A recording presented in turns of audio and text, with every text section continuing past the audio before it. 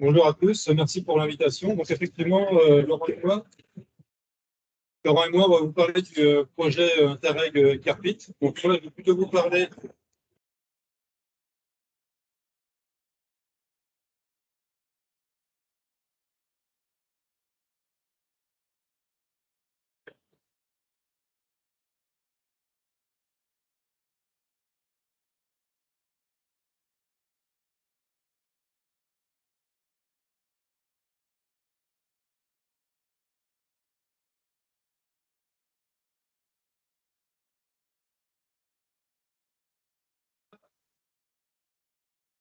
Présenter quelques généralités et contextes assez rapidement pour la plupart. On a déjà parlé de pas mal de choses déjà. Je vais vous présenter aussi rapidement un peu en quoi consiste le projet Carpit et puis aussi ce qu'on fait sur le terrain. Alors, je vais juste vous présenter ce qu'on a fait nous en France et puis ce qui a été fait en Angleterre. Et je pourrais dire quelques mots sur les autres sites en Europe. Alors, le contexte, vous le connaissez tous, hein, les tourbières à l'échelle mondiale, ce sont d'énormes stocks de carbone. Globalement, 3% de la surface des continents stockent un tiers du carbone des sols mondiaux. Ce stock, il est soumis à d'importantes perturbations, donc évidemment des perturbations globales. On connaît tous le changement climatique. On s'aperçoit aussi que les tourbières sont distribuées principalement là où les réchauffements sont prévus les plus importants. En plus de ces perturbations globales, on a des perturbations qui sont locales. Donc, soit direct, donc ça c'est l'extraction de tourbe, hein, ça on le connaît tous, et puis indirect, c'est le drainage. Donc le drainage, on abaisse l'eau, on augmente la partie oxyque et on augmente de ce fait la décomposition de la matière organique. Donc tout ça, c'est des perturbations globales et locales. Donc face à ces perturbations, on peut faire différentes choses. Donc nous, ce qu'on fait, notamment dans le cadre du Service national d'observation tourbière, eh bien on observe le fonctionnement des tourbières sur le long terme. Alors, donc on observe, on fait des bilans de carbone à l'échelle de l'écosystème depuis déjà quelques années. On observe les bilans hydrologiques et les bilans d'énergie. Donc ça, on a commencé en gros en 2017-2018. On espère faire ces observations sur 20 ans. Donc on a parlé notamment du site de France, c'est le site en rouge à droite. Donc moi, je vais surtout vous parler du site de Laguette en Sologne. Puisque observer, c'est bien, mais faire, c'est pas mal non plus. Tous ces sites sont soumis à des perturbations, et notamment dans ce site de Laguette en Sologne, on a une perturbation qui est liée à l'hydrologie. Alors, donc vous avez le site qui est délimité en jaune, qui est à peu près 1,5 km de long, pour entre 30 et 50 mètres de large.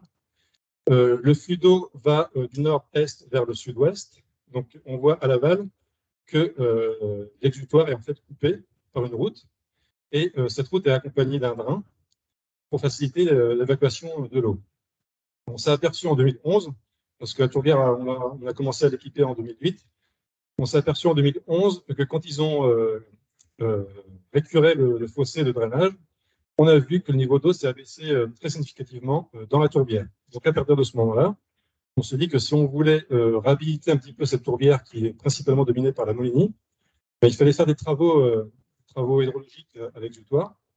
Donc c'est la partie rouge où on a fait un travail de méandrement pour essayer de limiter la vitesse à laquelle l'eau sort du système. Donc, a priori, ça marche un peu. Et ce qu'on a fait aussi, c'est qu'on a fait un travail d'expérimentation sur la végétation. Donc ça, c'est les petites croix blanches à l'aval et à l'amont. On a fait des expérimentations où on a fait différents traitements. Donc ça, c'est les placettes. On a fait des traitements où on a laissé la végétation en place, donc la Molinie avec des éricacées, donc c'est des placettes de contrôle en blanc. On a fait des placettes où on a étrépé, c'est-à-dire qu'on a enlevé la végétation et quelques 5-6 cm de surface pour enlever la banque de graines. Et puis on a fait un troisième traitement, c'est étrépage plus sphène. Donc on a étrépé, on a ensemencé, on a pris de la sphène un petit peu partout dans le site, on a mis ces quelques sphènes, donc à peu près 1,5 kg ou 1 kg de masse humide, sur l'ensemble de ces 4 mètres carrés, puisque c'est des parcelles de 2 mètres par 2 mètres. Donc on parlait d'expérimentation sur les sphènes tout à l'heure, c'est ce qu'on a fait sur ces sphènes. Donc ça, c'est une expérience qu'on a commencée en 2014. Et donc après, en 2016, vous avez les photos en bas. Donc les parcelles témoins qui sont pleines de Molimi. Et la tour de nuit, c'est principalement des gîtes vasculaires qui sont revenus, surtout des cyperacées. Et puis en 2016, on voit déjà que les sphènes qui avaient été mises, donc il y a eu quelques brins de sphènes, commencent à recouvrir la parcelle de 4 mètres carrés. Et aujourd'hui, la parcelle de 4 mètres carrés est complètement recouverte de sphènes. Donc on a vu que ça marchait au niveau de la végétation. Vous voyez en bas là, des ronds en plastique. Donc ces ronds en plastique servent à faire des mesures de flux de carbone avec des chambres d'accumulation. Et donc on a fait ces mesures pendant 4 ans. Vous avez un exemple ici de résultat. Vous avez le bilan de carbone, en tout cas le bilan de CO2, sur ces 4 ans. Donc on a les parcelles témoins à gauche, tourbenu au milieu et sphène à droite. On s'aperçoit que quand on a la tourbenu, on déstocke un peu moins par rapport aux témoins. Et surtout, quand on a de la sphène, on déstocke encore moins. Donc, on n'est pas encore un système qui fonctionne en puits de carbone, mais au moins, on a économisé, on a limité les fuites de carbone dans l'atmosphère. Et aussi, pour corroborer ce qu'on a dit auparavant, là, il y a des sphènes, il y a beaucoup moins de méthane que par ailleurs. Donc, quand on a vu ça, on se dit, ça marche plutôt pas mal. C'est une histoire de transplantation de sphènes. Donc, on a décidé de passer à l'échelle supérieure. Et c'est là où on a intégré le projet Interreg Carpit.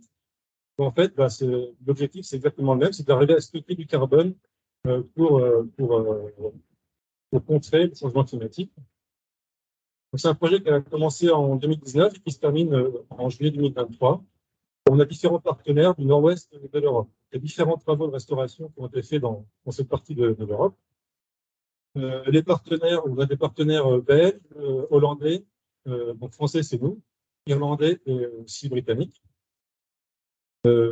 Différentes institutions sont représentées, à la fois des partenaires académiques et aussi des organisations non gouvernementales de protection de l'environnement. Donc, on a tout un panel qui permet d'avoir un vaste champ de diffusion des informations. Alors, en termes d'action, il y a différents work packages dans le projet. Donc, il y a un gros work package sur la restauration des tourbières. Moi, je vais principalement vous parler de ce qu'on a fait sur la tourbière de la Guette. Ensuite, on a des work packages sur l'estimation des flux. C'est la partie plutôt monitoring. Donc là, on a fait des mesures non seulement en France, mais aussi en Belgique et aussi en Hollande, pour notre part. Il y a aussi des mesures au Royaume-Uni et en Irlande.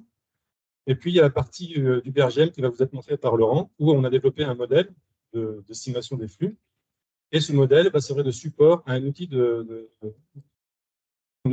support de décision. Donc ça, c'est un outil qui sera à destination des gestionnaires.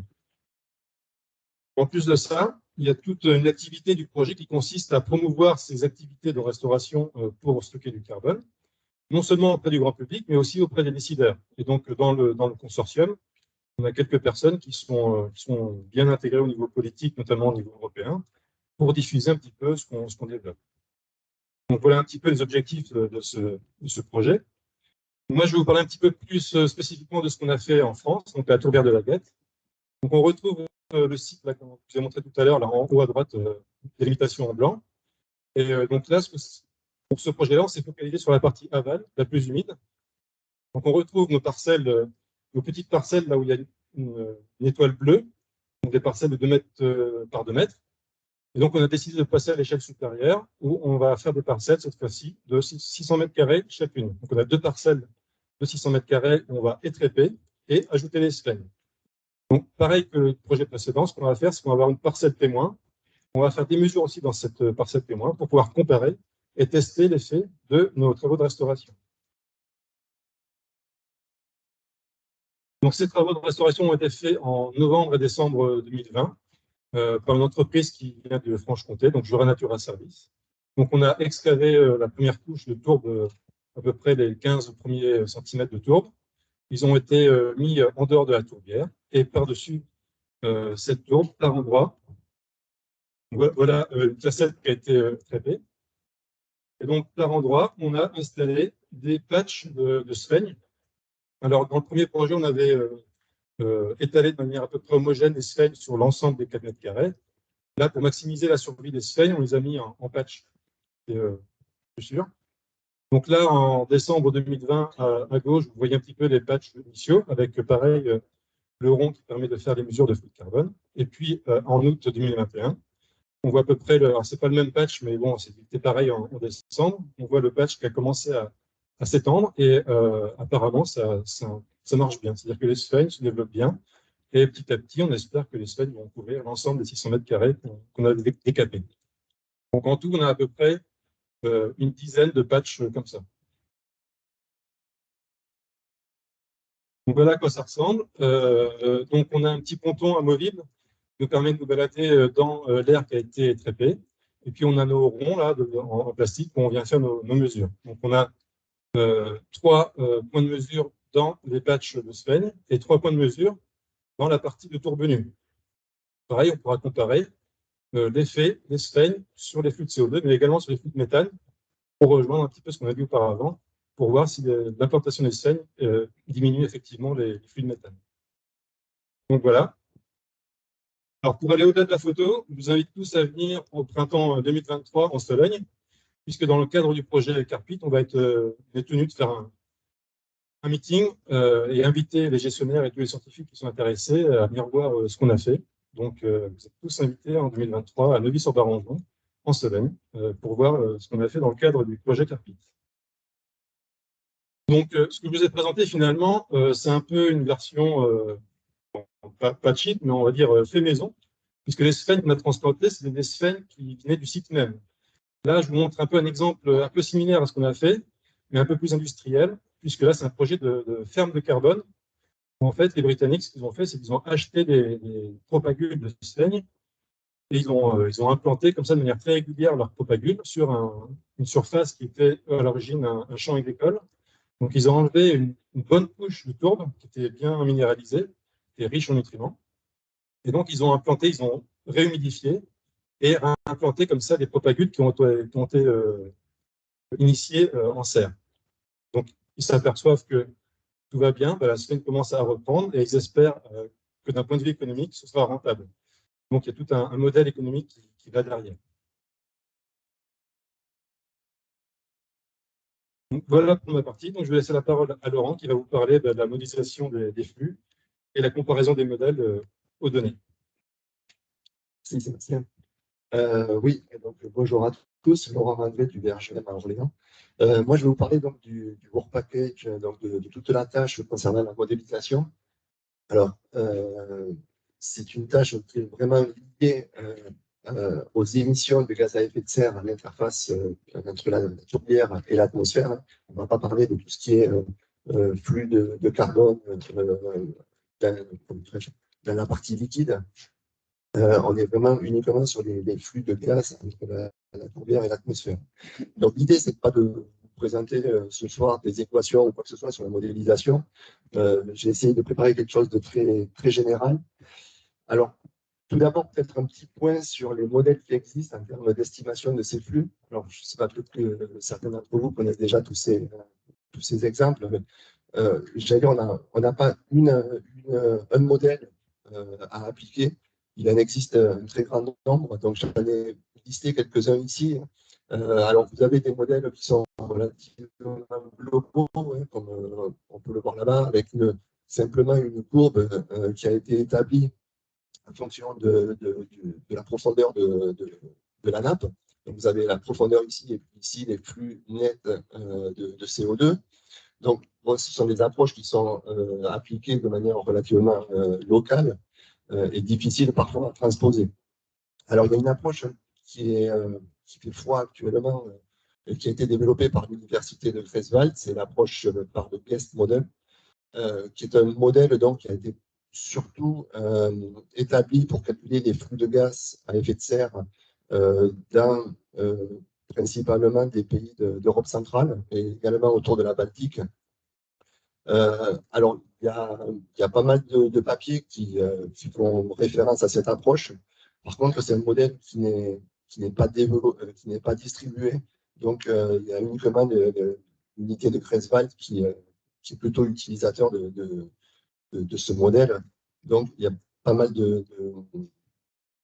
disons, c'est difficile, j'allais dire, de pouvoir comparer ces résultats avec les leurs. Sinon, vous avez un modèle qui est, par contre, sur lequel vous pouvez parfois faire des estimations de flux, c'est le Site Emission Tool, qui a été développé par VHL donc, dans le projet Interreg Carbon Connect. Et donc celui-là, je vous ai mis le lien ici, vous pouvez aller sur le site et faire des estimations de flux. En fait, c'est une feuille de calcul dans laquelle vous rentrez les caractéristiques de votre tourbière, vous rentrez la profondeur de la nappe, un certain nombre d'autres paramètres, et puis il va vous donner des estimations de flux. Et puis après, bon, il y a un certain nombre d'autres modèles qui vont demander des descriptions beaucoup plus fines. Donc, on voit qu'il y a un grand nombre de modèles. Alors, dans le cadre de Carpit, on a utilisé une autre approche. Alors, on est parti d'un modèle couplé à un transport réactif.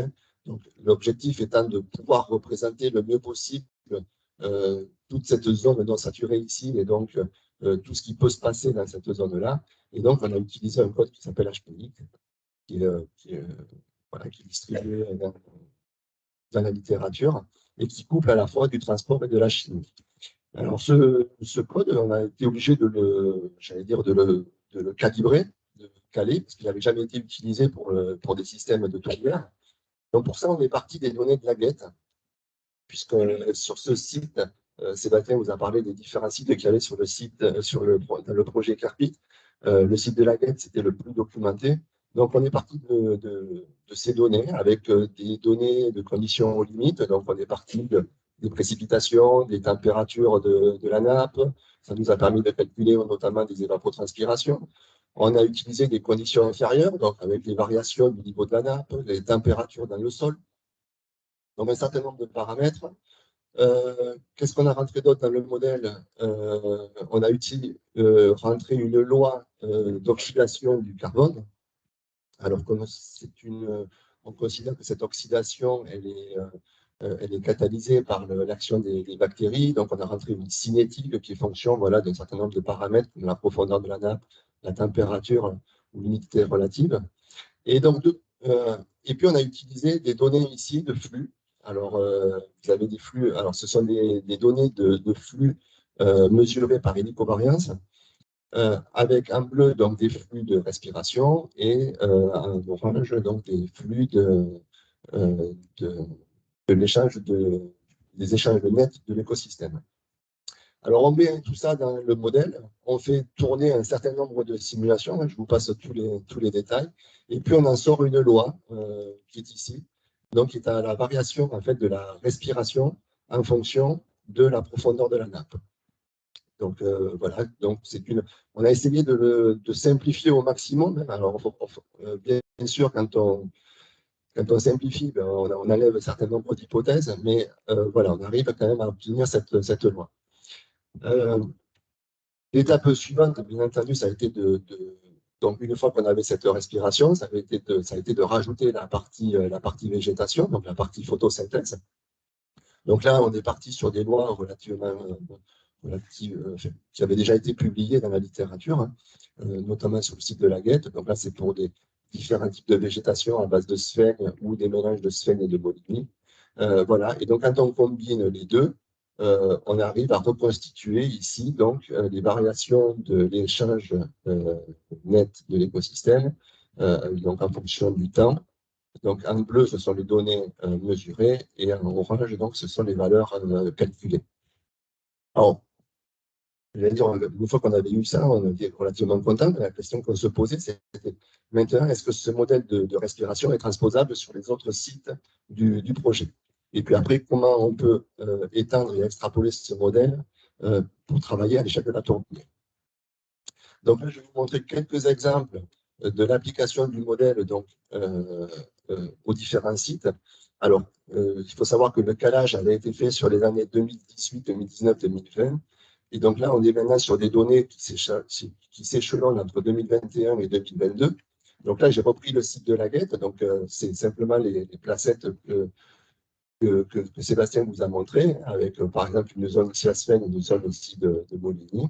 Alors, les valeurs, alors ici, ce sont les valeurs vertes. Alors, les valeurs vertes, ce sont les valeurs mesurées pour chaque date. Alors ici, c'est un bleu, mais voilà, les valeurs, ça, ce sont les valeurs mesurées. Et en orange, juste à côté, ce sont les valeurs calculées. Donc, on voit que ici, ce sont donc des flux de respiration, et ici, ce sont des flux nets d'échelle. Et donc, on voit qu'on reconstitue relativement bien, j'allais dire, la partie respiration. On arrive à suivre les grandes tendances. Alors, il faut voir que parfois, on a des petits décalages, mais on arrive quasiment à chaque fois à tomber dans l'incertitude de la mesure.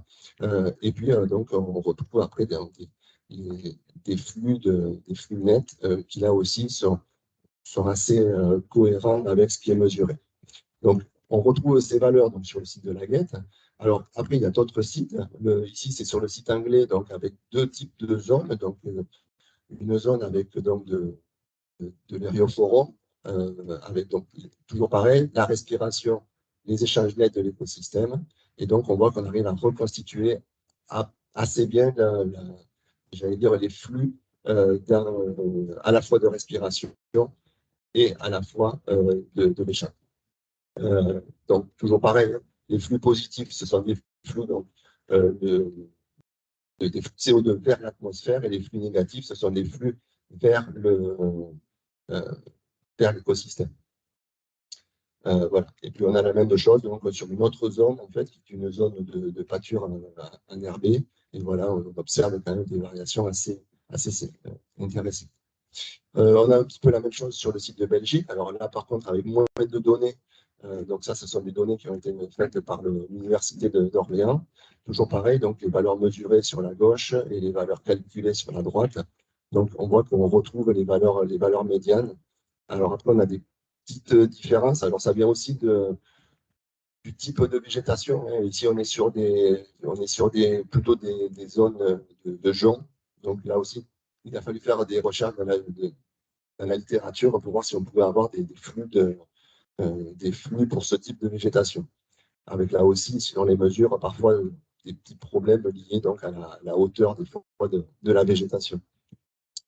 Et puis là, pareil sur le site irlandais, donc là on est sur différents types de systèmes. Donc, Sébastien n'a pas eu le temps de les présenter, mais ce sont des zones là aussi, il y a des zones de contrôle, des zones à noyer, et là aussi, bon, on observe quand même on retrouve bien les tendances générales. Hein. Alors, bon, parfois avec des petites différences. On s'est aperçu que notamment le modèle, il fallait peut-être qu'on l'optimise un tout petit peu lorsque, j'allais dire, le système est complètement sous l'eau. Voilà, actuellement, il fonctionne assez bien quand on a une zone non saturée. Par contre, quand il est complètement sous l'eau, on a peut-être le modèle à revalider. Voilà ce que je voulais vous dire. Et puis, ce qui est en cours actuellement, donc c'est ce qui va être fait au cours de la dernière année donc, du projet, c'est de développer un outil d'aide à la décision je vais dire, basé sur un système d'information géographique avec pour objectif donc, de sortir des cartes un petit peu de ce style-là, c'est-à-dire arriver à combiner dans notre système, voilà, par exemple, des cartes de hauteur d'eau, hein, des hauteurs piézométriques, combinées avec notre modèle pour arriver à sortir, j'allais dire, des cartes de flux à l'échelle de la tourbière. Alors, ça peut être des flux liés à la respiration, ça peut être des flux, bien sûr, liés à la photosynthèse. L'objectif, bien sûr, derrière étant de proposer des scénarios, c'est-à-dire que si on modifie, par exemple, la végétation dans un coin de la tourbière ou autre, quel va être l'impact derrière en termes de flux et en termes de bilan global de CO2 à l'échelle de la tourbière. Voilà. Je vous remercie et puis si vous avez des questions, n'hésitez pas.